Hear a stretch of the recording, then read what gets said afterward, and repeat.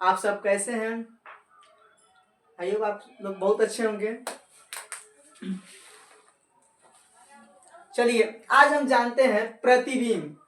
बहुत सारे दोस्तों को मन में रहता है कि आखिर प्रतिबिंब क्या होता है और दर्पण क्या होता है।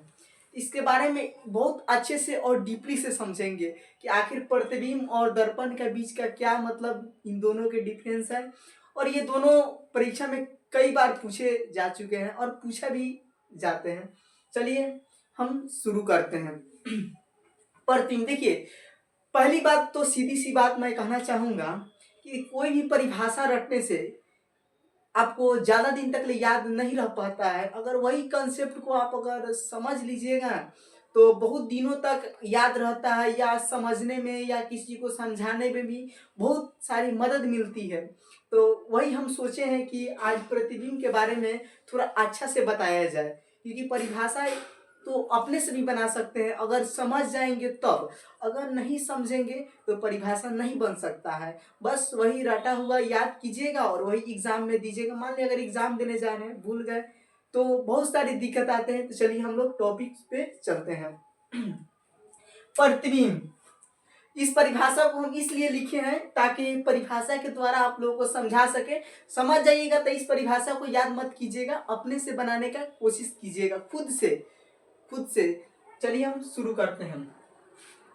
किसी बिंदु स्रोत से, किसी बिंदु स्रोत से, अब किसी ये किरण है, ठीक है, किरण है, किसी बिंदु स्रोत से आने वाली प्रकाश की किरणें, किरणें, किसी बिंदु स्रोत से आने वाली प्रकाश की किरण।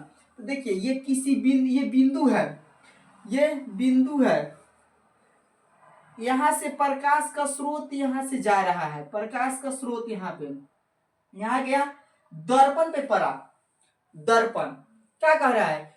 किसी बिंदु स्रोत से आने वाली प्रकाश की किरण दर्पण से परावर्तन के बाद, अब यहां दर्पण पे तो आके रुक गया, दर्पण पे तो बनाया, अब दर्पण से कर रहा है परावर्तन। अब परावर्तन का मतलब समझिए, जैसे मान लीजिए परावर्तन, जब कोई भी टॉर्च को अगर हम दर्पण के तरफ करते हैं तो उधर से जो रिटर्न आता है उसे परावर्तन कहते हैं।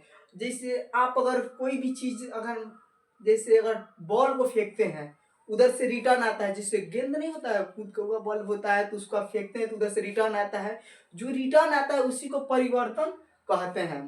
तो वही परिवर्तन के बाद, तो देखिए किसी बिंदु स्रोत से आने वाली प्रकाश की किरण, किरण है, दर्पण से, दर्पण से परावर्तन के बाद, दर्पण से यहां वापस लौट गए, परावर्तन के बाद जिस बिंदु पर मिलती है, अब यहाँ पर कोई ना कोई बिंदु पे तो जाके मिलेगा, कोई ऐसा तो बिंदु होगा जिस पे जाके वो मिलेगा। तो वही कह रहा है जिस बिंदु पर मिलती है, जिस बिंदु पर मिलती है। अच्छा मान लीजिए आप अगर अगर टॉर्च को बारिएगा तो उधर से जो परावर्तन होगा, मान लिया आप अगर टॉर्च बारे दर्पण पे, दर्पण से जो प्रकाश वापस आएगा तो कोई ना कोई बिंदु पर तो जरूर जाएगा। तो वो जो बिंदु है ना, बिंदु पर मिलती है, कोई ना कोई बिंदु पर तो मिलती है, तो मिलती है, या जिस बिंदु से आती हुई, या जिस ये बिंदु से आती हुई प्रतीत होती है, मतलब आती हुई सीधा प्रतीत होती है, उस बिंदु स्रोत वस्तु का प्रतिबिंब कहलाता है। वह उससे बिंदु स्रोत वस्तु दे दिया गया है, वस्तु ब्रैकेट में है, का प्रतिबिंब कहते हैं। अब देखिए मान लिया बिंदु स्रोत है, यहां से प्रकाश आया दर्पण पे, दर्पण से टकराकर सीधा बिंदु पे पहुंचा, तो इसी को हम लोग प्रतिबिंब कहते हैं, प्रतिबिंब। और दर्पण, एक और बात समझिए, दर्पण अगर जहां भी रहेगा, दर्पण का मतलब होता है शीशा, दर्पण का मतलब होता है शीशा। अब प्रतिबिंब का इसका शब्द होता है इमेज, मतलब कोई अपना इमेज बना रहा है, जैसे आप ही अपना दर्पण के तरफ, दर्पण में देखते तो अपना इमेज बनाते हैं कि नहीं। तो वही बात पूछना चाह रहा है।